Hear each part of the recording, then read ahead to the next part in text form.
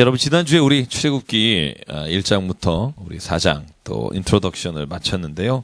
출애굽기가 1장부터 40장까지잖아요. 그래서 여러분 읽다 보면 전반부는 여러분 잘 아시겠지만 이스라엘이 이집트로부터 탈출하는 장면이 쭉 나오고요. 그리고 가나안 땅까지 도착하는 그 여정의 길에 이 출애굽기는 아직 이르진 못합니다. 그죠? 그래서 나중에 여호수아가 돼야 점령하는 전쟁이 시작됩니다. 그러니까 신명기까지는 여호수아 이전까지는 가나안 땅에 도착하는 장면까지가 무려 출애굽기, 레위기, 민수기, 신명기 요 4개의 성경이 출애굽해서 가나안 땅에 가는 길까지의 여정입니다. 그게 40년이거든요. 40년을 이 4권에, 그리고 또 4권이 무척 깁니다. 여러분 읽어보시면 알겠지만 레위기는 27장이고요. 민수기가 36장이고요. 신명기가 34장입니다. 그러니까 굉장히 긴 장면들이 있는데 왜 이렇게 기냐? 그만큼 중요하기 때문입니다. 그래서 모세오경을 우리가 토라라 그러잖아요. 토라는 유대인들이 따로 놓고 이 말씀을 계속 자녀들하고 묵상하고 읽고 했던 말씀이 오늘 저희가 시작하는 이제 출애굽기, 창세기부터 시작되지만 말씀이라는 사실을 알고요. 그만큼 중요하다. 그래서 오늘 제가 12장까지 가려고 하는데요. 제가 오늘 하여간 5분 일찍 끝내려고 그래요. 앞으로 그런 서비스는 정신이 있어야겠다. 이런 생각을 제가 가지고 있고요. 그래서 12장에 이제 유월절이라는 게 드디어 나옵니다. 왜 유월절이 중요하냐 하면 예수께서 십자가에 죽으신 사건을 유월절의 어린 양이라고 말하기 때문에 우리가 유월절을 잘 알면 십자가의 은혜를 이해하기가 훨씬 더 쉬워진다. 그래서 여러분 잘 아시는 분도 있겠지만 오늘 거기까지 한번 나가보려고 합니다. 오늘 4장 우리가 뒤에 마무리 못한 부분부터 나가겠습니다. 여러분 4장 21절부터인데요. 자, 21절부터 23절까지 출애굽기 4장 21절부터 23절 우리 집중도를 높이기 위해서 한번 읽어볼게요. 21절부터 시작. 여호와께서 모세에게 이르시되 내가 애굽으로 돌아가거든 내가 내 손에 준 이적을 바로 앞에서 다 행하라. 그러나 내가 그의 마음을 완악하게 한즉 그가 백성을 보내주지 아니하리니 너는 바로에게 이르기를 여호와의 말씀에 이스라엘은 내 아들 내 장자라. 내가 내게 이르기를 내 아들을 보내주어 나를 섬기게 하라 하여도 내가 보내주기를 거절하니 내가 내 아들 내 장자를 죽이리라 하셨다 하라 하시니라. 아멘. 그러니까 여기서부터 12장까지의 여정의 그죠 결론 부분이 거의 나와 있습니다. 제가 새벽 예배 때 말씀을 조금 나눴는데요. 무슨 이야기냐 하면 여기 21절에 보면 여호와께서 바로의 마음을 완악하게 혹은 강팍하게 한다. 그런 말이 있죠. 여호와께서 바로 이 파라오인데요. 마음을 여기 이제 완악하게 이게 이제 개정 개혁판은 완악하게 그리고 예전에 개혁판에는 강팍하게 발음도 어려워요. 그죠? 강팍하게. 여러분 이걸 읽고 나면 이런 생각을 꼭 합니다. 하나님께서 바로의 마음을 완악하게 하셨는데 바로가 무슨 책임이 있는가? 그런 질문을 하는 사람이 꼭 있고요. 이걸 더 나가서 가룟 유다도 예수께서 사탄이 그 마음에 들어가서 너의 할 일을 하라 그래서 할 일을 했는데 가룟 유다는 또 무슨 책임이 있습니까? 이런 얘기들을 우리가 종종 합니다. 굉장히 궁금해하고요. 그래서 제가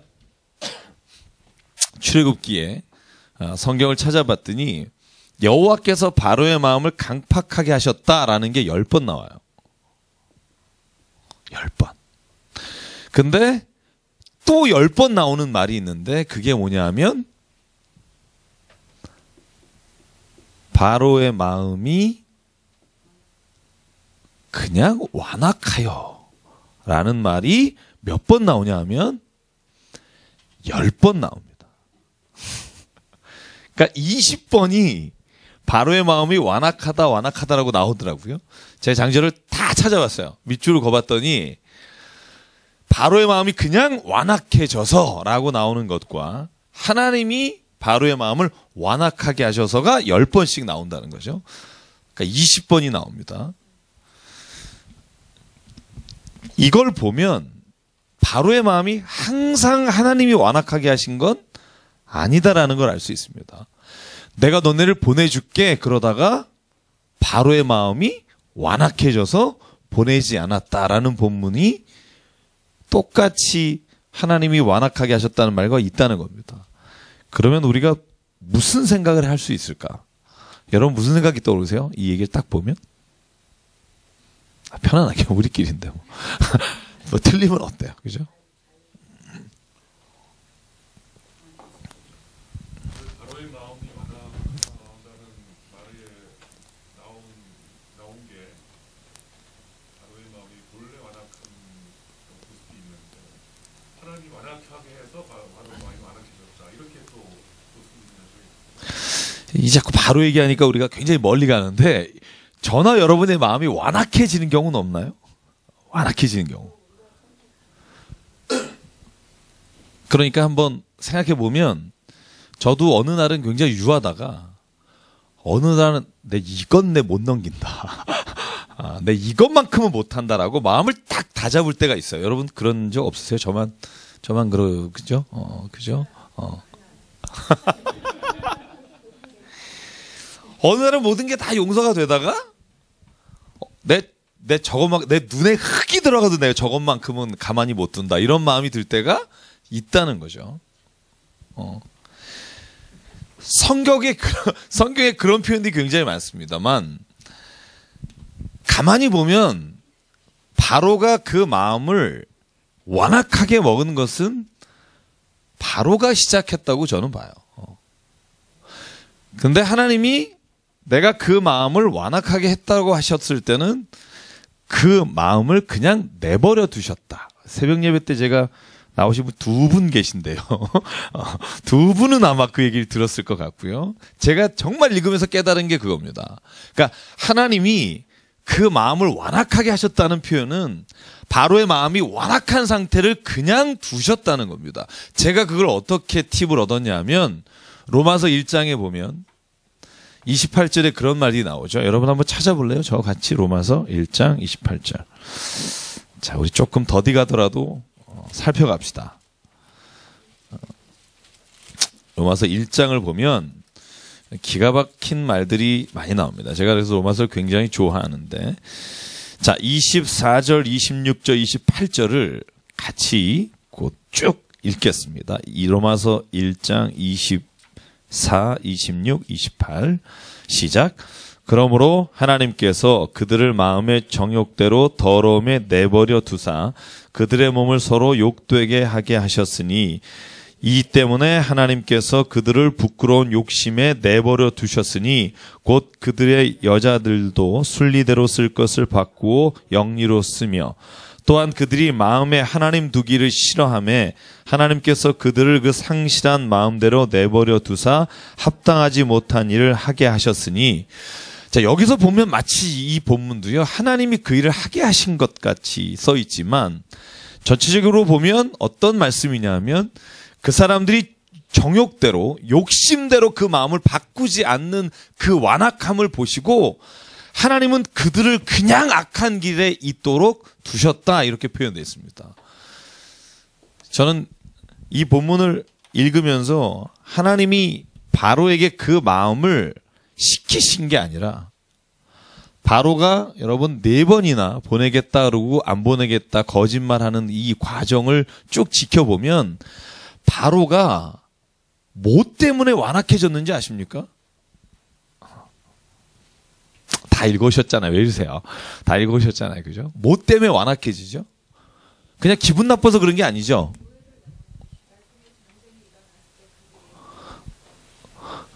그렇죠. 같은 말이죠. 그러니까 그냥 뭐 재미로 그런 게 아니라 바로가 자기 욕심이 있는 겁니다.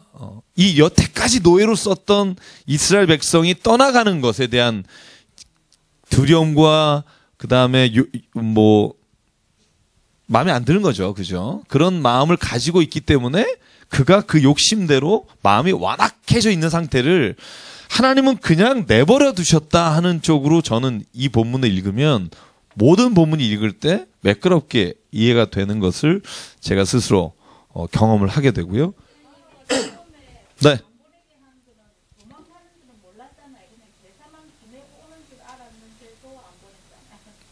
그러니까 제사만 보내고 오는 걸로 알았다기보다는 그렇게 하기를 바랬죠. 계속. 그러니까 3번의 네고시에이션을 합니다. 여러분 잘 보시면은 10장에 2번, 12장에. 그래서 어떤 내용이냐 하면 바로가 그러죠. 처음에는 안 돼. 그랬다가 그 다음에 보면 가라. 그게 언제죠? 이가 나타났을 때요. 예, 더러운 이가 아주 그냥 나오대. 그러니까 그 전에 아론의 지팡이가 뱀이 되거나 그 다음에 나일강이 피로 되거나 그 다음에 깨구리가 이렇게 올라올 때는 자기 밑에 있던 애들도 요술사 애들도 그걸 해요. 그러니까 에이 이거 다 하는 거다. 근데 이가 온 사람과 가축에 생기는데 그 이는 자기 밑에 애들이 못해요. 그러니까 내가 보낼게 약속하고 또 거절합니다. 그 다음부터 어떤 내고를 하냐면 3번의 내고 할 때 첫 번째는 이거예요. 이따가 저희가 읽으면 나오겠지만 야 그러면 얼음만 가라. 그게 몇 번째죠? 기억나십니까? 몇 번째? 6번째 아닌가요? 하여간 뭐 나중에 찾아봅시다. 그죠? 장정들만 가라. 그죠? 아이들은 둬라. 그거는 그냥 가라. 네. 이 땅에서 하라. 그죠? 좋은 말입니다. 여기서 해라. 파리할 때 여기서 해라. 근데 여기서 하라는 말을 모세가 받아들이지 않습니다. 왜냐하면 사흘길을 가서 광야에서 하나님이 지정한 그 광야에서 예배를 드리겠다. 제사를 드리겠다. 그죠? 그 다음에 타협한 게 어른만 가라. 장정만 가라. 아이들은 둬라. 3번째는 뭐죠? 뭘 두고 가라? 야, 양이나 그러면 가축은 좀 두고 가라. 그러니까 바로가 이렇게 쭉 보면요. 그 재미있는 게 뭐냐면 처음에 우리 박희선 집사님 얘기한 것처럼 너희가 가서 제사는 드려라. 근데 가지 말고 여기서 드려라. 그러니까 그게 이 바로는 원래 모세가 얘기할 때부터 모세는 우리는 광야로 나간다라고 처음부터 말했고요. 이제 바로가 못 가게 하는 겁니다. 여기서 해라. 어른만 가라. 가축은 두고 가라. 그죠?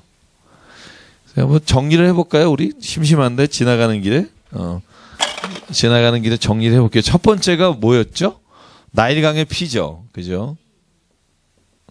그 다음에 2번째가 여러분 잘 아시지? 깨구리. 깨구락지. 그 다음에 뭐죠? 그 다음에 파리. 이건 더러운 게 많아요. 그 다음에 악성 종양. 거기는 심한 전염병 이렇게 되어 있습니다. 그래서 우리가 예전에는 악성 종양으로 했고요. 악성 종양 중에 악질이 있죠. 그죠? 이 악질이 심한 전염병이고요. 그 다음이 악성 종양이죠. 그죠? 그 다음이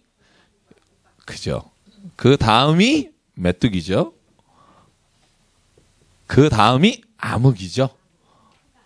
그죠? 뭐 뒤집으면 되죠. 그죠? 마지막이 장자의 죽음이죠. 제가 이걸 왜 썼냐면 요까지는요. 아론의 지팡이부터 요까지는 밑에 애들이 해요. 그래서 야 밑에 애들 대단하다 이렇게 칭찬을 해주다가 여기서부터 못해요. 그러니까 보내주겠다 그랬다가 다시 거절하죠. 그 다음에 파리 때는 타협을 하는 게 아까 말씀하신 대로 여기서 해라. 뭐 멀리 가냐. 그랬더니 모세가 하는 말이 여기서 하면 애굽 사람들이 하나님께 제사하는 걸 너무 싫어하기 때문에 돌로 우리를 쳐서 죽일 겁니다. 모세가 거절합니다. 그리고 나서 악질과 종양과 우박과 메뚜기와 암흑과 이 얘기를 이제 오늘 지금부터 쭉 볼 텐데, 그러다가 마지막에 이 암흑대 가서 드디어 바로가 아니라 그 밑에 있는 신하들이 성질을 내기 시작합니다. 좀 보냅시다. 모든 사람들이 바로에게 화를 냅니다. 그래서 뭘 알 수 있냐면, 처음에는 바로가 자기네가 필요해서 안 보내다가 나중에는 제가 약간 읽어보면 제가 몇 번 읽으면서 깨달은 게 자존심 싸움이 있어요. 여긴 그런 본문이 전혀 안 나오는데 제가 읽을 때 모세한테 지는 게 싫은 겁니다.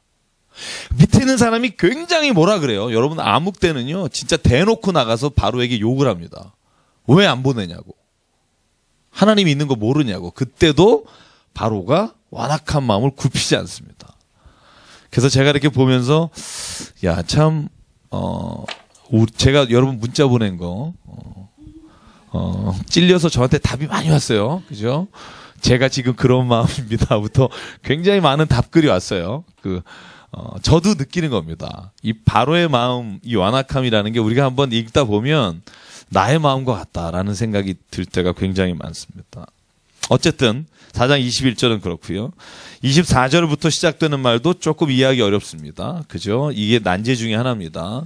여러분 4장에 보면 24절에 모세가 길을 가다가 여호와의 사자가 그를 죽이려고 하죠. 그때 지혜로운 아내 십보라가 돌칼을 가져다가 아들 게르솜의 양피를 잘라내고 할례를 합니다. 그러니까 모세가 살게 되는 장면입니다. 이 장면에서 모세가 가라 그래서 가는데 왜 죽이려고 그러나 이런 질문들이 굉장히 많고요. 근데 일단 대명사 해석하는 데 있어서 히브리어에 여기 그를이라고 하잖아요. 24절. 이게 모세인지 아들인지 약간 아리까리하긴 합니다. 그죠? 그를 죽이려고 했다 할 때 이 모세로 우리가 대부분 해석하고요. 근데 어떤 본문은 게르솜이라고도 해석한 본문이 있습니다. 네. 그를이라고 할 때 같이 가고 있었으니까 모세와 십보라와 게르솜이 같이 있는 장면이니까. 그래서 여기는 근데 그 뒤에 26절에 친절하게 해설을 합니다. 뭐라고 말하죠? 그를 놓아준 이유는 십보라가 피난편이라 하면 할례 때문이라. 그죠? 모세가 할례 받는 장면은 성경에 나오게요, 안 나오게요? 퀴즈입니다. 안 나옵니다. 야, 꼼꼼히 읽으셨다. 근데 오늘 아들은 할례를 안 했다는 겁니다. 그걸로 봐서 모세는 할례를 받은 것 같습니다. 받았고요. 그래서 나중에 광야에서 할례할 때 보면 광야에서 태어난 애들 할례를 합니다. 그죠? 그러니까 이집트에 있을 때도 할례는 했던 것 같고요. 그런데 아들을 안 한 겁니다. 지금 이집트를 향해서 바로를 향해서 담대하게 말씀을 전하러 갈 때 지금 게르솜의 그러니까 아들의 그 할례를 하지 않은 것을 오늘 성경 본문은 뭐라고 빗대어 말하냐 하면, 하나님께서 모세에게 명령하시고 보내실 때 하나님께서 모세에게 언약을 기억하게 하시려고, 내가 너를 보내서 내가 무엇을 이룰지를 하나님께서는 모세에게 이 할례라는 것을 통해 보여주시는데, 이게 모세만이 아니라 여러분 창세기 17장에도 보면 이런 장면 나오죠. 아브라함이 하나님을 만나서 축복을 받을 때 하나님이 아브라함에게 너 이것만은 꼭 해라 하신 게 뭐죠? 할례를 받으라는 겁니다. 너와 너의 자식과 너의 종들과 모든 사람을 할례를 해라. 그리고 이것이 나와의 약속을 내가 지키겠다 하시는 언약의 표로 할례를 말씀하십니다. 그래서 여러분 오늘 이 장면은요, 하나님께서 모세가 떠날 때 모세로 하여금 네가 지금 그곳에 왜 가며 누구와 약속한 것인지를 기억하라는 말씀으로 그 아들 게르솜을 할례한 것, 그 장면을 우리에게 강조하기 위해서 보여주셨다고 생각하는 것이 제가 볼 때 가장 이해하기 쉬운 것 같고요. 그래서 27절 제가 지난주에 말했지만 모세에게 하나님 말씀하실 때 동시에 누구에게도 말했다? 아론에게도 말씀하셨습니다. 아론은 어디에 있었다? 광야에 모세랑 같이 안 있었고 애굽에 있었습니다. 모세가 지금 애굽에 들어갈 때 아론도 애굽에서 나오면서 만난 겁니다. 그때 여기 성경에 뭐라고 돼 있지요? 27절 같이 볼게요. 읽읍시다. 시작. 여호와께서 아론에게 이르시되 광야에 가서 모세를 맞으라 하시매 그가 가서 하나님의 산에서 모세를 만나 그에게 입맞추니. 아멘. 그죠? 하나님은 그래서 반드시 협력하여 일할 때 한 사람에게만 보여주시는 않는다. 제가 이걸 꼭 어디에 적용하고 싶으냐면 남녀 간에 결혼할 때. 그죠? 어떤 형제는 하나님이 저 여자를 보여주셨다. 저 여자랑 결혼하라고 말씀하셨다. 그리고 여자를 쫓아다니는 경우가 있어요. 근데 여자는 절대 못 들었다. 그러면 아닐 확률이 크다. 아닐 확률이 크다. 성경은 항상 두 사람에게 같이 협력할 때는 항상 하나님이 두 사람에게 응답하셨다. 그러니까 쫓아다니지 마라. 이런 오늘 남자들이 없어서 별로 할 말이 없습니다만, 그죠? 늘 그래요. 하나님이 당신하고 일하게 하셨다고 그럽니다라고 말하는데 상대방은 전혀 거기에서 들은 게 없다. 그러면 본인이 잘못 들었을 확률이 굉장히 크다. 그게 어디에 나오냐? 성경 굉장히 많이 나온다고 말씀하셨죠. 사무엘상 10장에도 나옵니다. 그죠? 사무엘과 사울이 만나는 장면에 나오고 사도행전 10장에 나온다고 지난주에 말씀드렸습니다. 그래서 하나님은요, 아론을 준비시키시고 아론과 모세를 같이 보냈습니다. 오늘 이것이 4장의 마지막 부분에 나오는 부분이고 5장 넘어갈게요. 5장 1절도 재밌습니다. 제가 5장 1절이 할 얘기가 굉장히 많지만 같이 먼저 읽을게요. 시작. 그 후에 모세와 아론이 바로에게 가서 이르되 이스라엘의 하나님 여호와께서 이렇게 말씀하시기를 내 백성을 보내라. 그러면 그들이 광야에서 내 앞에 절기를 지킬 것이라 하셨나이다. 그래서 출애굽의 목적은요, 제가 첫날 말씀드린 것처럼 이스라엘 백성의 해방에만 있는 것이 아니다라고 말씀드렸습니다. 해방에만 있다면 이스라엘 백성이 어디로 가든 상관이 없고요. 꼭 오늘 10가지 재앙이 나오면서 붙는 말이 있어요. 내가 이 백성을 자유케 하는 것은 그들이 나를 예배하기 위함이다. 그래서 이스라엘 백성은요, 하나님께서 탈출시킨 이유가, 가장 큰 이유 중에 하나가 하나님을 마음껏 섬기게 하기 위해서다. 여러분, 이게 우리의 신앙생활에도 적용이 돼야 된다고 저는 성경 말씀을 읽으면서 깨닫는데요. 그러니까 우리가 진짜 하나님 안에서 세상으로부터 자유하게 된 이유는, 우리가 하나님이 세상에서 우리를 축복하신 이유는, 세상이 우리가 정말로 하나님을 믿는 데 있어서 방해하지 않도록 우리를 역사하시고 인도하시는 이유는 우리가 잘 먹고 잘 살기 위해서라고 생각만 하면 문제가 크다. 하나님이 그걸 통해서 하나님의 일과 하나님께 예배하는 자로 세우시기 위해서 그 모든 일을 인도해 주셨다고 믿어야만 한다. 저는 그렇게 확신합니다. 저도 그렇게 믿고요. 그래서 만약에 하나님께서 우리 교회나 아니면 우리의 가정을 축복하셨다. 그건 무슨 뜻이다? 우리로 하여금, 그죠? 하나님께 마음껏 예배할 수 있도록 하나님이 인도하시기 위해서. 근데 회사가 바빠지면, 일이 많아지면 제일 먼저 안 하는 게 교회를 끊어요. 참 희한하죠? 네. 제가 이렇게 보면, 모든 일이 잘 되면, 야, 이거 하나님이 이 잘 되는 일을 통해서 내가 진짜 하나님의 일을 마음껏 할 수 있도록 하셨다, 이런 생각이 아니라, 목사님 요즘 너무 바빠서 너무 하나님께 감사합니다. 교회는 좀 못 나갈 것 같아요. 그래서 이런 분들이 요즘 저에게 있습니다. 제가 그래서 청년회 페이스북에, 여러분 불편한 진실 아시죠? 우리 교회 청년회.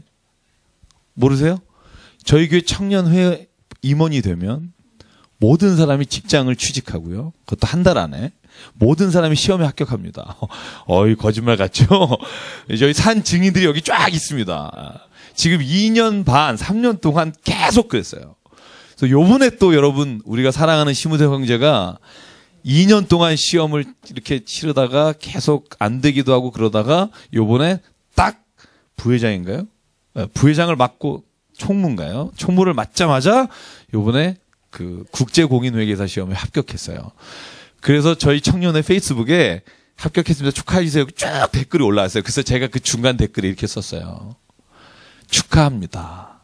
그런데 임원이 돼서 축복을 받은 이후에 교회에서는 잘 안 보인다는 이 불편한 진실을 후석 형제가 깨주기 바라네. 그랬더니 그 밑에 청년들 뭐라고 답글 올려준 줄 아세요? 목사님 오늘 무슨 일 있으세요? 뭐 언짢은 일 있으세요? 뭐 그러니까 이렇게 기쁜 날 조금 안 좋은 얘기를 섞었다는 거죠. 근데 제가 진짜 기쁜 거 그 밑에 후석 형제가 썼더라고요. 답글. 목사님 제가 그걸 깨겠습니다. 제가 그 얼마나 마음이 기쁜지. 그러니까 우리가 인생에 있어서도 마찬가지인 것 같아요. 이 출애굽의 사건이 우리로 하여금 이스라엘을 바라볼 때 하나님이 430년 동안 혹은 우리가 연도수는 정확하지 않지만 이 긴 기간 동안 이집트의 노예 생활을 하나님 해방시켜 주셨습니다. 신난다. 와 기쁘다. 아니에요. 제가 말하잖아요. 광야에 나가서 고통이 또 닥치고요. 가나안 땅에 들어가서도 또 어려움이 닥칩니다. 근데 결국 그 해방의 기쁨을 주신 건 하나님을 예배하는 자로 살아갈 수 있도록 하나님이 인도하셨다는 걸 우리가 믿을 때 그때 저는 그 복이 온전한 복으로 바뀌어지는 역사가 일어난다는 겁니다.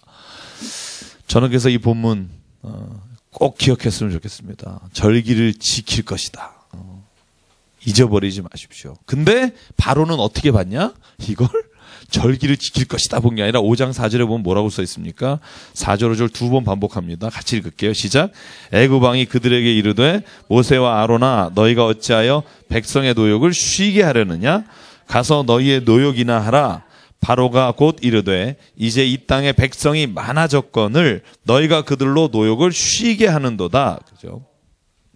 자, 여러분 이거 읽으면서 마음에 확 온 거 없어요? 저는 이걸 읽으면서 확 왔는데, 그죠? 우리는 예배 드리는 걸 세상 사람들은 놀고 있다고 놀고 있다. 그죠? 재밌어요. 그죠? 내일 무슨 일 있어요? 그러면 그죠? 야, 뭐 하는데? 내일 교회 가야 돼. 야, 그거 교회 맨날 가니? 그죠? 오늘 바로가 그 말이죠? 담대하게 말합니다. 모세와 아론이 우리의 백성은 나가서 하나님께 예배드려야 합니다. 그랬더니 바로가 그러죠? 놀고 있네. 너 쉴라 그러지? 너 놀라 그러지? 그러면서 뭐라 그래요? 일의 양을 똑같이 벽돌을 만들게 하는데 집을 안 줘요.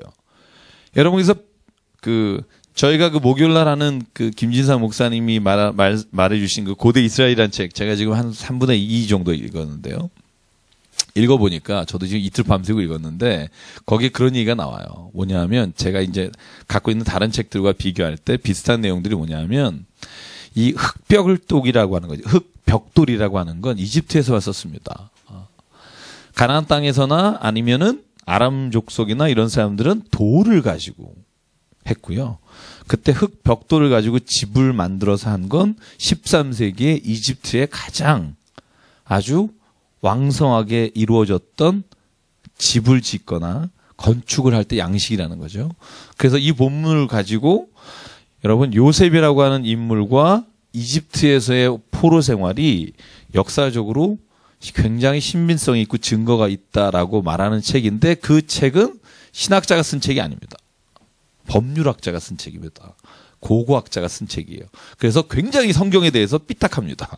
여러분 한번 그 책을 읽어보시면 이스라엘 족장은 이런 얘기들이 쭉 나오다가 요 부분에 가서는 분명히 이스라엘 백성이 이집트에 있었던 것만은 확실한 것 같다. 이게 그 책이 말하는 논지인데 그 중에 논지가 이런 내용들이 있습니다. 그러니까 바로가 볼 때는요. 예배드리러 간다는 게 놀러 가겠다는 거니까 더 힘들게 일을 시켜라. 딴 생각하지 말게. 여러분 이게 우리 생각이잖아요.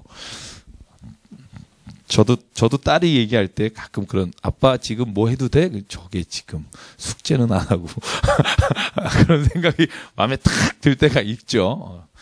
나만 나쁜 아빠 되는 것 같아서 계속 얘기하다가 그런데 바로가 이렇게 일을 시키고 나니까 여러분 여기에 나오는 단어만 몇 개 여러분 읽을 때 이 기록원들이란 말이 있죠. 5장 14절.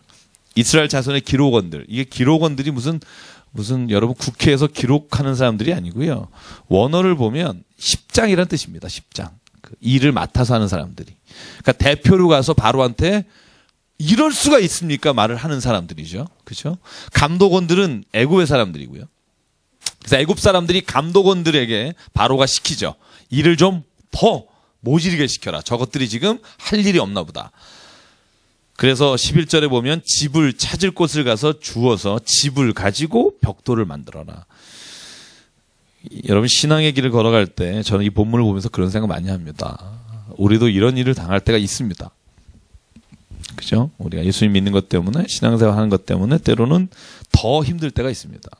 그리고 회사에서나 내가 있는 곳에서 더 일해야 될 때가 있습니다.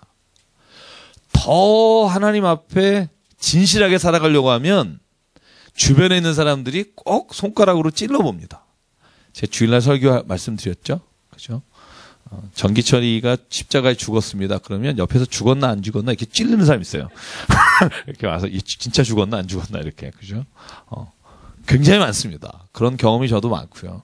아침에 큐티를 하면 아침에 큐티 말씀에서 하나님 오늘 제가 욕을 안 하게 해주십시오. 그러면 꼭 앞에서 운전하시는 분이 이상하게 하는 경우가 있어요. 그러면 확 하면서 아침에 큐티 했던 게 생각이 날 때가 있고요. 요즘 제가 그런 경험 굉장히 많이 합니다. 요즘 제가 하나님 앞에 죽었습니다 선언하고 나니까 막 부득부득 이렇게 살아나고 싶은 생각들이 굉장히 많아서 오늘도 하여간 그것 가지고 기도하고 그리고 하루를 살아가는데 이스라엘 사람도 마찬가지예요. 오늘 5장 이제 후반절에 보면 여러분 성경 가운데 드디어 원망하기 시작합니다. 아직 나가기도 전에 원망해요. 벽돌 더 굽는 것 때문에 5장 17절 보면요. 바로가 게으르다 게으르다 이것들 게으르다.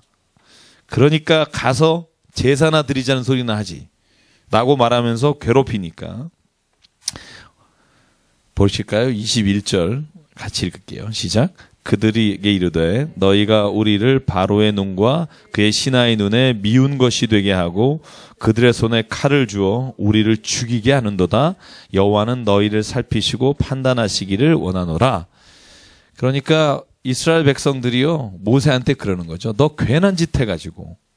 근데 여러분 우리가 이거 읽어보면 4장 31절에 다 이스라엘 백성에게 얘기한 거예요.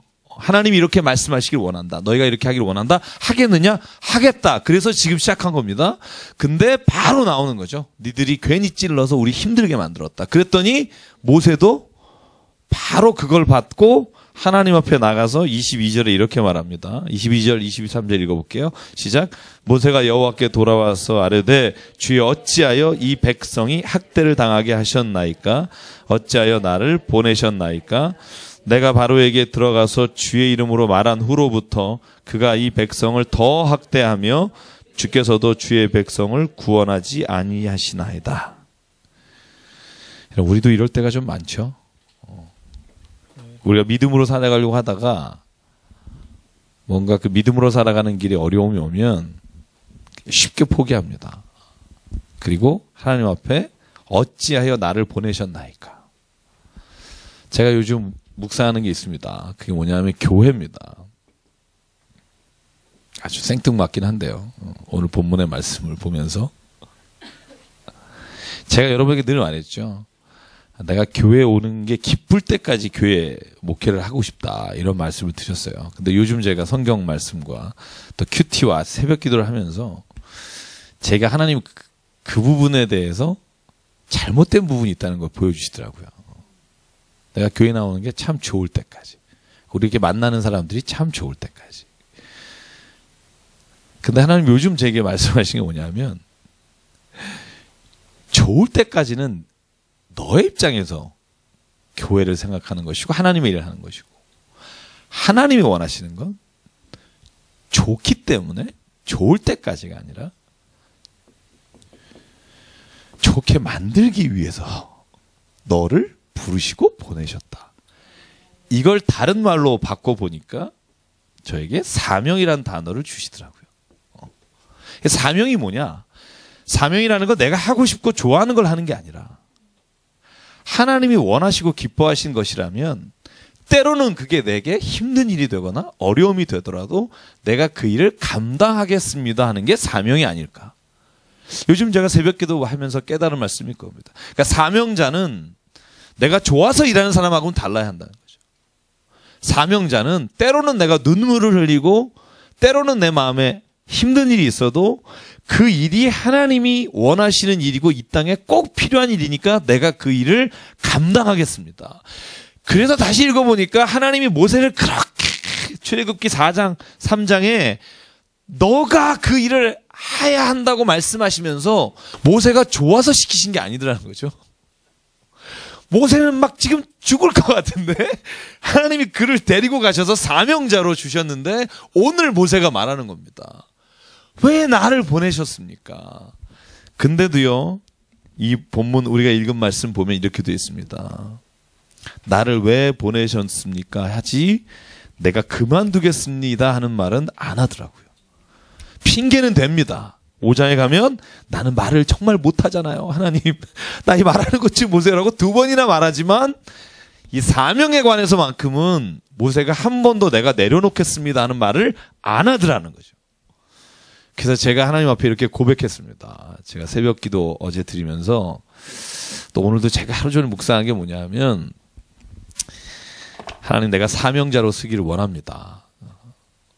좋아서가 아니라 하나님이 그 일을 기뻐하신다면 그게 다르더라고요. 내 마음이 달라지고 내가 생각하는 게 달라지고 교회를 위해서 기도하는 게 달라지고 그래서 제가 여기 있는 모든 분에게 부탁합니다. 여기 계신 분들도 하나님의 교회와 하나님의 일에 사명자로 서시게 되기를 간절히 부탁합니다. 그건 내가 좋은 선까지가 아니라 내가 힘든 선이 될지라도 그 일이 오늘 모세에게 말씀하시는 것처럼 그 일이 선한 일이고 하나님의 오르신 일이라면 내가 그 일을 감당하겠습니다.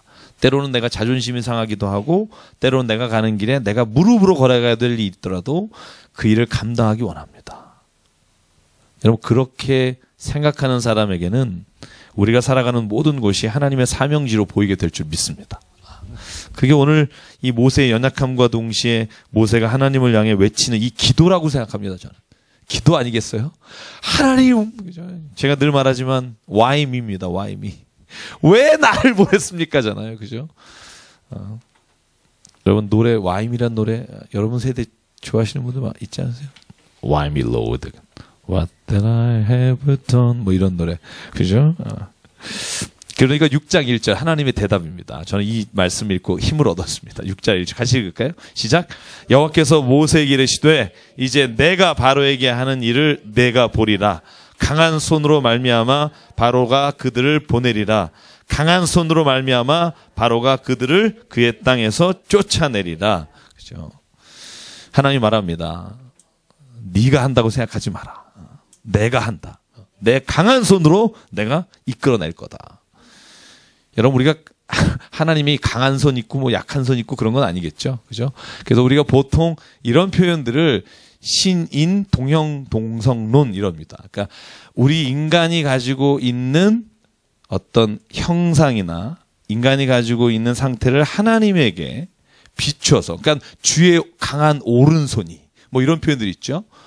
주의 눈동자가 하나님이 눈동자가 따로 이렇게 있는지 모르겠습니다만 이런 다 시편의 표현들은요. 우리 인간이 사물을 보거나 어떤 일을 할 때 인간에게 힘이 되는 단어들을 하나님께 적용시키는 겁니다. 그러니까 하나님이 오른손은 굉장히 힘세시고 왼손은 좀 약하시고 뭐 이런 건 아닐 거고요. 그래서 이런 표현들을 흔히 우리가 말해서 하나님의 우리의 완전하신 모습은 모르지만 우리가 가지고 있는 성품과 우리가 가지고 있는 것으로 하나님을 말씀하다 보니까 거기에는 또 하나의 오해의 여지도 있다. 그게 뭐라 그랬죠? 질투하시는 하나님. 그죠?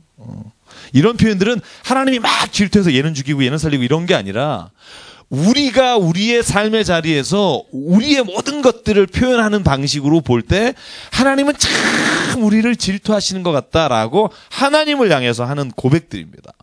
그러니까 이 말들은 오해가 없으면 좋겠다 하는 생각이 들고요. 이런 단어들이 중간중간에 나옵니다. 제가 어제 성경 공부 준비하다가 재밌는 글 하나, 재밌다기보다는 좀 굉장히 마음이 무거운 글인데요. 어떤 사람이 이런 질문을 올렸어요. 출애굽기에 쭉 이야기를 보고 여러분 혹시 네이버나 다음에 보면 질문하는 데 있어요. 질문에 저는 교회 다닌 지 1년이 됐습니다. 근데 요즘 구약을 처음 읽는데 왜 이렇게 선하신 하나님이 사람을 많이 죽입니까? 그걸 올렸어요. 그리고는 이걸 저를 좀 이해 좀 시켜주십시오. 저 굉장히 당황스럽습니다. 근데 밑에 막 굉장히 막 이렇게 은혜스러운 말들이 쫙 올라와 있었어요. 아닙니다. 하나님께서는 막 이렇게 쭉 올렸는데 그 밑에 이 흔히 이제 우리를 싫어하시는 성경 공부 열심히 하시는 분 있잖아요. 여러분 그런 거 아세요? 우리를 개독교라고 하시는 분들 중에 성경 공부 우리보다 많이 하시는 분이 많아요. 제가 그 사이트 들어가면 놀랍니다. 그분이요. 그 밑에 올리셨어요. 그러니까 네가 그 하나님을 믿는 게 잘못된 거다. 네가 제정신이 아닌 거다. 그러면서 제가 좀 너무 격한 말을 썼기 때문에 좀 많이 순화시켜서 얘기를 드리면 야훼는 그냥 사막 잡신에 불과하다. 그분이 성경 연구하신 자료를 제가 보면서 감동을 받았어요. 그게 뭐냐면 야훼의 명령으로 참혹하게 사륙당한 사람이 기록된 것만 90만 5,154명이다. 그리고 쫙 성경을 본인이 연구한 걸 올리셨어요. 그래서 제가 정말 이런 분들은 예수님 믿으면 참 좋겠다. 이 지식이 제가 늘 말하죠.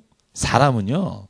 이렇게 생각하는 사람이 다 하나님을 안 믿을 거라고 생각하지 않습니다. 저는요. 사람의 전제와 선택은 한 번 바뀌면 이 모든 자료가 하나님의 쓰시는 도구로 바뀌게 돼요. 제가 한번 그런 얘기 드렸죠. 코페르니쿠스가 우리 생각의 사고를 전후했잖아요. 완전히 바꿔놨잖아요. 그게 뭐예요? 우리가 그죠? 태양이 우리 주위를 돈다 그러다가 지구가 돈다는 그 사건 하나로.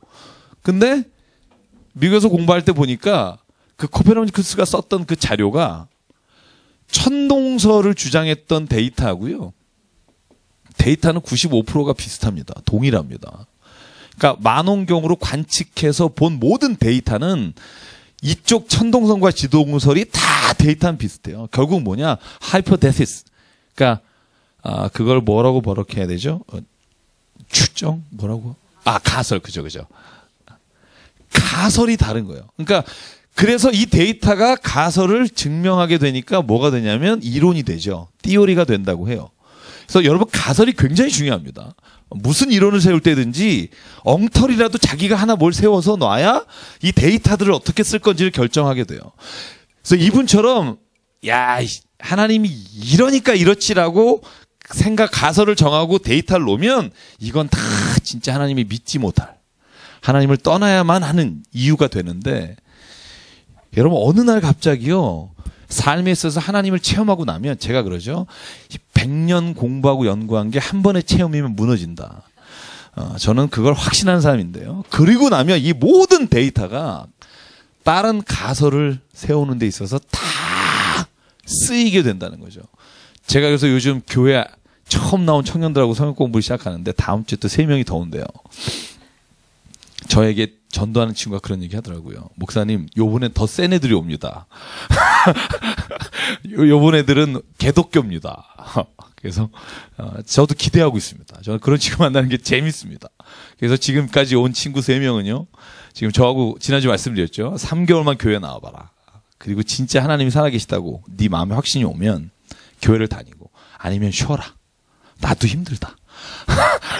그리고 지금 3번 만나고 다음 주 4번째인데요. 지난주에 그 얘기 하더라고요. 야, 3개월 시한부 인생 같다, 내가. 그랬더니 그 친구가 그러더라고요. 3개월 아닌 것 같은데요? 어제, 지난주에 그것까지 나왔습니다. 저는 볼 때 제가 이주승 전사한테 얘기했습니다. 명단에 넣어라. 넘어온 것 같다. 근데 제가 무슨 얘기를 하냐면요. 뭐 이런 얘기 막 이론으로 할 때 이론으로 설명하는 것보다 제가 그런 얘기를 해요. 넌 사랑이 있다고 믿니? 젊은 친구들 민감하잖아요. 넌 사랑이 있다고 믿니? 나이 23살 먹은 청년들이니까. 사랑이 있죠. 그러면 네가 한 사랑을 나한테 설명해봐. 그랬더니 몇 년 전에 어떤 여자를 만났었고, 어떤 여자가 굉장히 자기가 보기 이렇고 뭐 이런 설명을 하죠. 그럼 제가 이런 얘기를 던집니다. 그런데 네가 느끼는 그 사랑을 다른 사람에게 똑같이 네가 전해줄 수 있을까? 불가능하죠. 그러면 사랑이 있다고 믿는 너는 바보가 아닐까?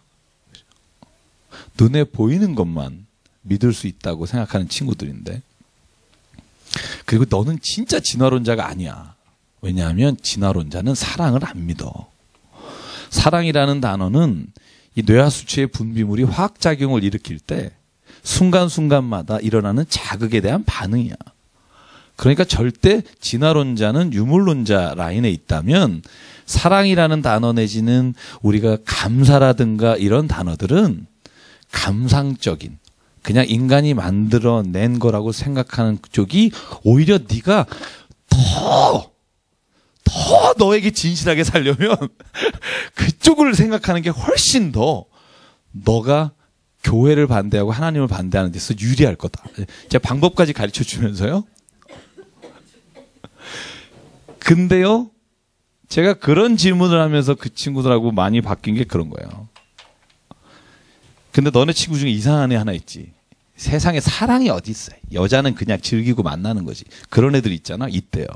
근데 그런 애가 어느 날 갑자기 와서 I'm falling in love 라고 말할 때가 있다? 있대요. 근데 막 웃더라고요. 그게 있었나 봐요. 그러면서 그래서 제가 그랬어요. 그건 뭘까? 아직 경험해 보지 못했기 때문이다. 나는 확신한다.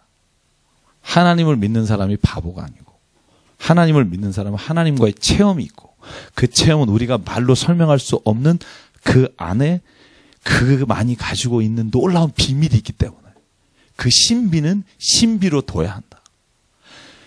엄마 아빠의 사랑의 신비를 네가 캐리고 다녀봤자 너가 그 사랑으로부터 온 것에 대해서 과학적으로 설명할 수 있을지 모르지만 그 부모의 사랑과 너의 사랑의 관계는 설명할 길이 없다. 저는 오늘 성경 말씀이면서요, 그 말씀을 너무나 많이 깨달았어요. 그러니까 실제로 제가 이 말씀을 읽으면서 저는요, 이 사람이 누군지도 모르는데요, 저도 참 많이 변했죠. 저는 이 손을 얹고 기도했어요. 하나님, 이 사람이 하나님 만나게 해주십시오. 만나면 변합니다. 이렇게 세상에 보이지 않는 것을 인정하지 않고 사는 사람이 얼마나 힘든가를 그가 알게 될 겁니다. 그래서 제가 이걸 놓고 제가 복사해서 붙인 이유가요, 여러분이 읽어드리려고 하는 게 아니라 제가 놓고 기도하려고요. 그리고 저는 믿습니다. 하나님이 만지시면 어떤 사람도 그 마음에 하나님을 만날 수 있게 하신다는 겁니다. 그래서 오늘 성경에 보면요, 오늘 그런 거예요. 하나님이 딱 2절부터 쭉 보실래요? 다 한마디 말만 해요. 6장 2절, 6절, 8절. 다른 얘기 안 해요. 반복되는 말이 뭐죠? 나는 여호와다. 다른 얘기 필요 없어요. 나는 뭐 아니야. 나는 여호와다. 여기 뭐 아브라함 나오지만 나는 하나님이다. 나를 믿어라. 여러분, 이 말 이상 뭐가 더 필요하겠냐는 거죠. 그죠? 나는 하나님이다. 나는 천지를 만든 하나님이다. 네가 이해할지 못하지만 나를 믿으라. 그죠? 여러분, 이 말씀이 우리에게만 있으면 저는 세상에 두려울 게 없다고 생각이 들어요. 그래서 모세가 이와 같이 이스라엘 자손에게 전하나 그들의 마음의 상함과 가혹한 노역으로 말미암아 모세의 말을 듣지 않더라. 6장 9절. 사람들은 여전히 그 말을 듣지 않습니다. 그러니까 13절에 또 하나님이 약속하십니다. 같이 읽을게요. 시작. 여호와께서 모세와 아론에게 말씀하사 그들로 이스라엘 자손과 애굽 왕 바로에게 명령을 전하고 이스라엘 자손을 애굽 땅에서 인도하여 내게 하시니라. 하나님은 그 일을 이루셨다. 그죠? 선언하고 이제 그 다음에 들어가는 겁니다. 14절. 14절은요, 저 여기를 좀 보시는 게 나을 것 같아요. 14절은 중간에 잠깐 14절 이하는 쉬어가는 장입니다. 그죠? 아직 10개 재앙이 나오기 전에 뭘 설명하고 싶은 거냐 하면 도대체 아론과 모세가 어떤 집안의 사람이냐 이겁니다. 여러분, 이제 한번 복습해 볼까요? 야곱의 첫째 아들이 누구죠? 루벤이죠. 둘째 아들이 시몬입니다. 셋째 아들이 레위입니다. 넷째가 유다인데 유다는 나오지 않고 세 사람의 조건만 잠깐 나오죠. 그 이유는 뭐냐 하면 아론과 모세가 어디 출신인가를 보여주려고 그래요. 자, 다 빼고 아론과 모세는 어디다? 레위 지파에서, 레위 지파는 3명의 아들이 있습니다. 첫째 게르손, 그죠? 모세의 아들 이름하고 비슷해요. 게르솜하고 게르손. 그 다음에 고핫, 그 다음에 무라리. 이 사람들이 나중에 다 성막을 관장하고 들고 가는 데 있어서 다 역할을 감당하는데 고핫 자손에서 그죠? 두 번째 고핫 자손에서 제사장이 나와요. 아론과 모세가 그 고핫 자손이에요. 고핫의 아들이 하나 있는데 아무람이에요. 이거 아브람하고 비슷하죠. 아브람 이름 바뀌기 전에 아브람, 아무람. 근데 이 남자가 결혼하는 여자가 요게벳이에요. 근데 참 재밌어요. 아므람이 누구랑 결혼하냐면 그 아버지 고핫의 누이예요. 요게벳이. 그러니까 이집트 안에서 여러분 70명이 갔잖아요. 그러니까 다른 민족하고 결혼 안 하려면 자기 자식 사이에서 결혼하게 되니까 아므람이 그저 고핫의 누이인 요게벳과 결혼해서 난 아들이 누구다? 아론과 모세다. 그래서 이 아론과 모세가 레위 지파 사람이다라는 것을 알려주는 겁니다. 왜 알려주느냐? 이제 출애굽한 이후에 여러분 잘 알겠지만 10계명을 주시고 율법을 주신 다음에 성막을 짓게 하시고 성막에서 제사하는 법을 알려주실 때 아론의 제사장의 직분과 옷 입는 것과 역할을 쭉 말하잖아요. 그래서 이제 이집트에서 출애굽하기 전에 이 족보를 알려주시는 게 이제 6장 이 말씀을 제가 다 정리한 거고요. 그리고 29절 또 말합니다. 나는 여호와라. 진짜 저는 이 말이 굉장히 저에게 힘이 됐습니다. 자, 우리 그리고 제가 오늘은 5분 일찍 끝내겠습니다. 네, 네. 질문 있으세요? 네. 지금 약간 성경을 뭐라 그럴까요? 저희가 성경을 제가 첫날 말씀드렸지만 성경을 모른다 그래도 구원 못 받는 거 아닙니다. 성경을 몰라도요 믿음으로 구원 받을 수 있다고 성경은 분명히 말합니다. 근데 성경을 왜 읽느냐? 성경의 말씀을 알면 하나님을 올바로 믿을 수 있다. 저는 그 확신을 가지고 있습니다. 여러분 이단에 왜 빠지는 줄 아세요? 성경을 모르니까. 제가 인터넷 들어가서 여러분 하나님의 교회라는 거 아세요? 하나님의 교회? 안산홍. 네. 하나님 어머님이라고. 안산홍 씨 돌아가시고 난 다음에 그 부인이 교주인데 여러분 신림동에 가다 보면 어마어마하게 큰 건물 하나 있습니다. 하나님의 교회. 세계 선교센터 이래가지고 장난 아닙니다. 10만이 넘고요. 네. 근데 거기서 여러분 왜 이걸 배워야 되냐면 12장까지 6월절이라는 단어 있잖아요. 6월절. 안산홍은 어떻게 컸냐면요. 신천지도 마찬가지고 다 구약으로 컸어요. 왜? 교인들이 구약 모르거든요. 그러니까 이거 갖고 장난한다고요. 6월절을 지켜야 된다는 거예요. 그래서 여러분 인터넷 뒤져보면 안산홍이요 제일 잘하는 게 동영상 선교예요. 유튜브 들어가면 거의 모든 이단은요 이 기가 막히게 만들었어요. 왜 6월절을 지켜야 되는지를. 또라이죠. 제가 이렇게 심하게 얘기하는 이유는 성경을 모른다는 거예요, 그 사람들이. 근데 왜 교인들이 다 글로 가냐? 요즘 엄청 갑니다. 신천지하고 안산홍한테. 왜 가는 줄 아세요? 성경을 모르니까 맞아, 우리 교회에서는 저걸 안 해. 그리고 가는 거예요. 대부분이 뭔 줄 아세요? 안산홍이 주장하는 거 십자가는 우상이라는 거예요. 그래서 여러분 캐톨릭을요 완전히 요한계시록에 나오는 그죠 666 표시를 교황이라고 말해요. 이 비디오에서는 얘네들은 그 이유가 다 있고요. 말도 안 되는 여러분 다빈치 코드 있죠? 그 숫자 노름해가지고 교황을 원래 공식적으로 말하는 라틴어를 풀면 666이 된다고 근데 이걸 모르니까 와 기가 막히다. 내 이름 풀어도 666 나온다니까요. 그러니까 기본적인 상식이 없으니까 사람들이 거기에 혹하게 되는 거죠. 6월절을 지키지 않는 거는 기독교가 아니라는 걸 기가 막히게 동영상으로 만들었어요. 근데 제가 볼 때 기가 막히게 무식해요. 엄청 무식한데 무진장 많이 가요. 여러분 제가 온누리교회 얼마 전에 우리 청년 여기 점심에 직장인 예배할 때요. 기가 막히다 그러더라고요. 그래서 왜 그래요? 그랬더니 온누리교회 마당 있잖아요. 마당에 신천지들이 와서 전단지를 뿌린대요. 그냥 싸울 수도 없잖아요. 경찰 데리고 와서. 거기서 교회가 썩었습니다 이러면서 나눠준대요. 요즘 여러분 장난 아닙니다. 특히 신천지하고 안산홍 하나님의 교회 그래서 저희 수요 성경 공부를 지금 인터넷으로 방송하는 CLTV에서는 그걸 만들고 있더라고요. 신천지를 해부하는 그 신천지에 관한 동영상을 만드는 거 후원해달라고 저에게 왔는데 저희 수요 성경 공부 거기서 진짜 이렇게 참 열심히 틀어주셔서 책임감도 느껴지고요. 지금 일주일에 한 6천 몇백 명이 들어와서 지금 보셨더라고요. 그래서 야, 참 성경을 갈급해하는 사람도 참 많다 이런 생각도 했고요.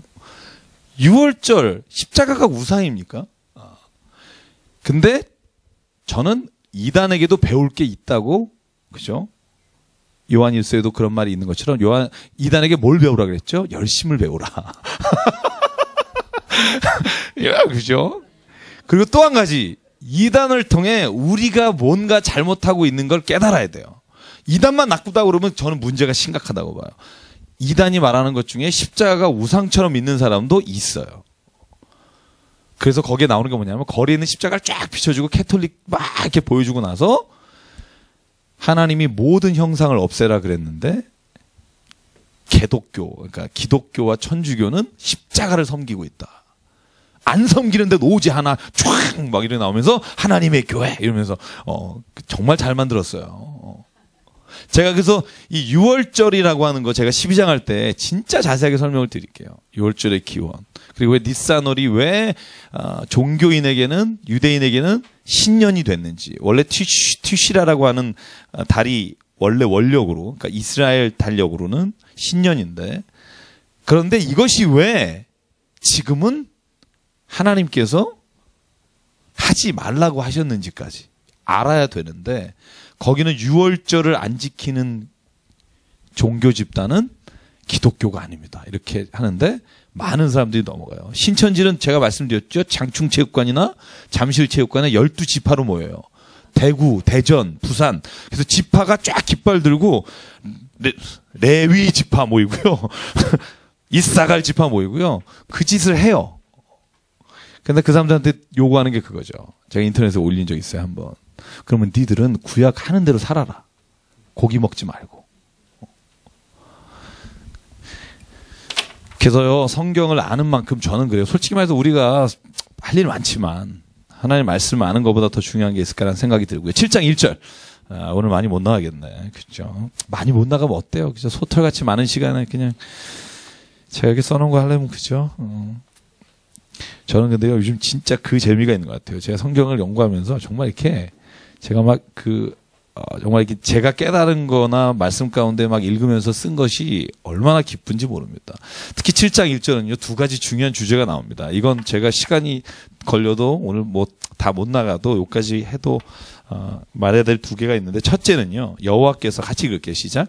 여호와께서 모세에게 이르시되 볼지어다 내가 너를 바로에게 신같이 되게 하였은즉 내 형 아론은 내 대언자가 되리니. 말씀 재밌습니다. 바로에게 하나님이 모세를 뭐라고 말해요?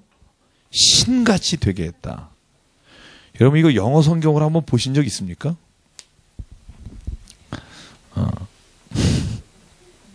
한번 찾아서 인터넷 찬스 쓰십시오. 네. 시편 82편 6절에 이런 말이 있습니다. 너희들은 신들이다. 영어 성경에 있습니다. You are gods. 소문자로 되어 있습니다. 야, 근데 요한복음 10장에도 나와요. 예수께서 말씀하시기를 10장 내가 그대로 불러드릴게요. 34절, 35절인데 내가 너희를 신이라고 하였노라 라고 성경에 말했다. 여기도 You are gods.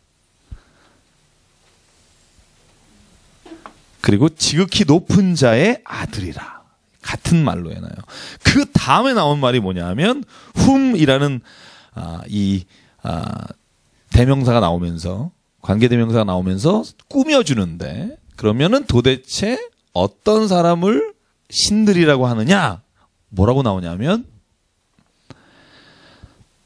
하나님의 말씀을 가진 자, 하나님의 말씀을 소유한 자는 신이다. 그죠? 저는 이 말을요, 제가 이번에 살펴보면서 뭘 깨달았냐면, 하나님이 우리를 내가 거룩하니 너희도 거룩하다라고 말씀하셨을 뿐만 아니라 너희도 신과 같다. 혹은 너희가 신이다라고 말씀하셨다는 거예요. 근데 구체적으로 거기 나온 단어들 몇 개 살펴보면 set apart from이라는 단어가 나와요. 그러니까 너희가 세상으로부터 하나님이 분리해서 불렀기 때문에 그리고 다시 세상으로 너희를 보냈기 때문에 너희는 신이다.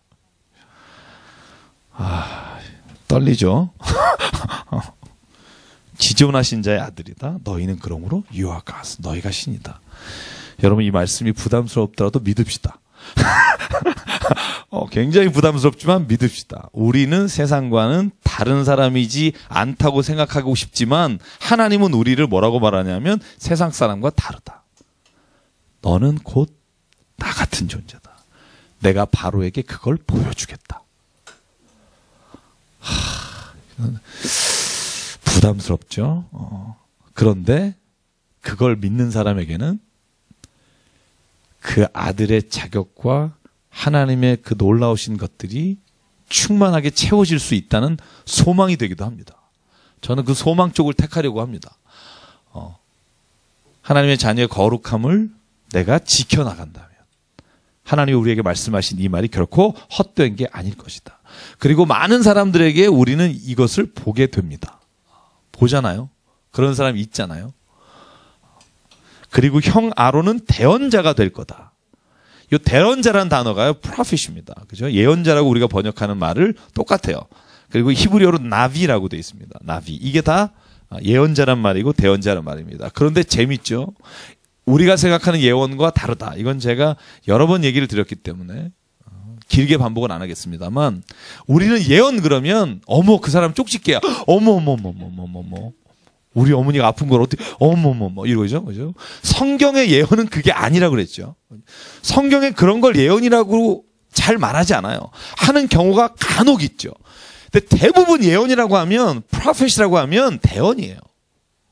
대언이 뭐냐? 오늘 아론 같은 거예요. 모세야 걱정하지 마. 네가 한 말을 아론이 대신할 거야. 왜? 너는 말이 좀 어눌하잖아.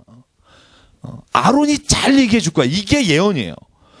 그러니까 예언자의 하는 일이 뭐냐? 우리가 만약에 하나님의 예언을 가진 사람이다. 그럼 하는 일은 딱 하나예요. 하나님의 말씀을 그대로 들려주면 돼요. 어제 무슨 꿈 꿨어? 뭐 이건 아니라는 거죠. 그건 대언이 아니라 그건 미신이에요. 성경에요. 미신과 점치는 자와 주술사와 쫙 나열하고 이들은 너에게서 모양도 버려라. 다 제거하라. 죽여라. 이게 신약에도 나와요. 두 가지는 완전히 다른 거예요. 그러니까 여러분 속지 마십시오. 예언이라는 말에 속아서 저는 많은 사람들이 예언 쫓아다니는 거 너무 불쌍해요. 왜? 저는 알거든요. 저의 미래를. 궁금하시죠? 궁금하시죠? 저는 여러분의 미래도 알아요. 뭘 해야 될지를 알아요. 성경에 다 써 있다니까요. 그죠? 여러분 남부터미널에 저는 몰랐는데요. 지하에 그렇게 예언하는 데가 많대요. 몇 군데 있대요. 그래서 누가 저를 소개하더라고요. 용하신 분 있다고. 시작했어요. 그분들은 오라 그러라고. 제가 더 용하다고. 왜? 하나님의 말씀을 많이 아는 사람은 대언자라고 부르신다고 하나님 말씀하셨기 때문에. 그래서 성경 예수님이 이렇게 말해요. 너희가 정말로 하나님 앞에 말씀을 기억하고 살아가면 너희가 무슨 이야기를 할 때 하나님이 떠오르게 하신다. 그게 성경이 말하는 예언 같은 거예요. 그죠? 그래서 오늘 보면 내 형 아론이 너의 대언자가 될 것이다. 이게 다시 말하면 예레미야가 이사야가 하나님의 예언자가 될 것이다라고 똑같은 거예요. 그런데 예언하는 사람은 하나님의 말씀을 전하는 거지 자기가 남의 걸 막 점치고 재는 게 아니다. 그래서 저는 오늘 말씀을 읽으면서 꼭 기억하길 원합니다. 그래서 구약의 예언자는요, 하나님의 사인을 전달하는 것이지 그가 자기가 바라본 미래를 전하는 게 아니다. 그래서 여러분 예언서를 읽어보다 놀래잖아요. 예언서에는 많은 비유가 나오지만 그 비유가 다 하나님의 말씀을 설명하기 위한 비유예요. 무슨 감람나무의 비유, 무슨 비유가 다 하나님의 말씀을 전하기 위한 비유지 미래를 알려주려고 하는 비유가 없다는 거예요. 에스겔도 마찬가지예요. 그렇게 환상이 많이 나오지만 그 환상이 다 하나님의 말씀을 전달하기 위한 것이라는 사실을 깨달으면 여러분이 더 재밌게 볼 수 있다는 거죠. 그리고 나서 7장 9절부터 기적을 일으키는 장면이 나옵니다. 제가 오늘 7장까지만 하겠습니다. 7장 9절에 보면 바로가 너희에게 이르기를 너희는 이적을 보이라. 여러분 이게 참 재밌는 장면입니다. 그죠? 왜냐하면 지금 진감인가 한 거죠. 생판 보지도 못한 애가 와서 우리 백성이 나가서 제사 드릴 거다 그러니까 바로가 약간 그런 거죠. 땡기는 게 있는 거죠. 땡기죠. 그러니까 이렇게 말하죠. 너 혹시 뭐 기적 같은 거 할 수 있니? 한번 해보라. 왜냐하면 이제 두렵죠. 만약에 진짜면 어떡할까? 여러분들 이걸 보면서 제가 뭘 깨닫냐면요. 세상도 우리한테 기적을 요구할 때가 있습니다. 보여봐. 근데 저는 여러분에게 확신합니다. 제가 이것만 하고 마칠게요. 뭐냐면 우리가 기적을 보이면 사람들이 믿을 것 같죠. 그죠? 안 믿어요. 어떻게 알아요? 바로 보면 알아요. 안 믿어요. 믿을 때가 있겠죠. 잠깐. 근데 또 뭔가 자기가 생각하고 있는 것과 다르면 또 그건 우연이었을 거야 라고 생각해요. 저는 이건 100%라고 생각해요. 저도 그러니까. 그래서 성경은 말합니다. 오늘 바로가 기적을 보여라고 할 때 모세도 물론 아론의 지팡이를 던져서 뱀을 만들긴 하지만 저는 기적보다 더 힘이 있는 게 있다. 제가 읽고 있는 책의 제목이 겁니다. Louder than words라는 단어, 그 책이 있어요. 그 character is louder than words인가 그래요. 근데 제목은 뒤에만 제목이에요. 그게 뭐냐면 말보다 더 크게 소리 지른다. 뭐가? 성품이다. 저는 그게 여러분 찰스 스탠리라는 목사님 아들이 쓴 거예요. 찰스 스탠리 목사님 잘 아시죠? 그 아버지 어려웠던 그런 일들을 쓰면서 이 아들은 성품에만 온 인생을 걸고 있어요. 그래서 제가 그 앤디 스탠인데 앤디 스탠리 목사님 책을 보면서 기적보다 더 크게 소리 지르는 게 뭘까? 우리의 성품이 예수를 닮아가는 거다. 전 요즘 그런 생각을 해요. 봐봐 우리 회사 뭐 이러면 부러워는 하겠죠. 근데 진짜 우리가 하나님을 만나서 정말 그 사람 안에 있는 하나님, 아까 말한 유아가 하나님의 모습이 정말 나타나기를 내가 기도한다면 내가 하나님 안에 변화되기 전에는 어느 누구도 하나님의 말씀 안에 인도할 능력은 우리에게 없다. 저는 그렇게 믿어요. 만약에 우리의 이게 변하면 기적보다 훨씬 더 크게 소리 지를 수 있을 겁니다. 남편이 이렇게 물어보겠죠. 당신 오늘 왜 그래? 그거 몰랐어? 나 예수님 믿잖아. 근데 우리에게 이렇게 말하죠. 당신 요즘 교회 다녀서 그래? 뭐 이거죠. 이건 안 좋은 거죠. 그죠? 교회 다녀서 더 이상해졌다는 표현일 수도 있겠죠. 그죠? 그래서 저는 오늘 이 말씀을 읽으면서 그 생각했습니다. 이적을 보이라 하는 말에 이적을 보이지만 안 믿어요. 우리 9번을. 그죠? 10번도 믿어서 보낸 거라고 보기보다는 괴로워서 보낸 거죠. 그러니까 나중에 쫓아가죠. 그죠? 그래서 저는 우리가 사람에게 자랑거리가 아니라 정말 하나님을 전하는 방법은 우리의 삶의 변화가 가장 큰 기적 같은 힘이라고 믿고요. 저와 여러분에게 그런 일들이 일상 가운데 일어나기를 간절히 바랍니다. 그렇게 되기를 바라고요. 우리 잠깐 기도하겠습니다. 우리 기도할게요.